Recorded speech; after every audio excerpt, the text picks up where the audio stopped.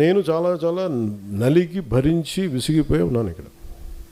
It's enough అనిపించింది నాకు. మీరే అవాయిడ్ చేసి నా దాకా తీసుకురాకండి. నేను ఎందుకు చెప్తున్నానంటే, మీ అందరికీ కూడా పక్క రాష్ట్రంలో ఒకళ్ళు విజయం సాధించగానే మొత్తం ఎంత కొట్టుకుపోయారు అందరూ. ఇలా చేస్తుండొచ్చు కదా, అలా చేస్తుండొచ్చు కదా అంటే, పోనీ ఇప్పుడు ఇస్తారా సపోర్ట్ నాకు? పోనీ నా పార్టీలు అందరూ మాట్లాడే వాళ్ళందరూ ఒకప్పుడు నా చుట్టూ తిరిగిన వాళ్ళే కదా, నాతో పాటు ఉన్నవాళ్ళే కదా. మరి ఎందుకు వెళ్ళిపోయారు? మీకే ఓపిక లేదు. ఒక పదవి రాలేదు, అసలు పదవి రాదు వస్తున్న ఒక అనుమానంతో గవర్నమెంట్ రాదని చెప్పి వెళ్ళిపోయారు అందరూ.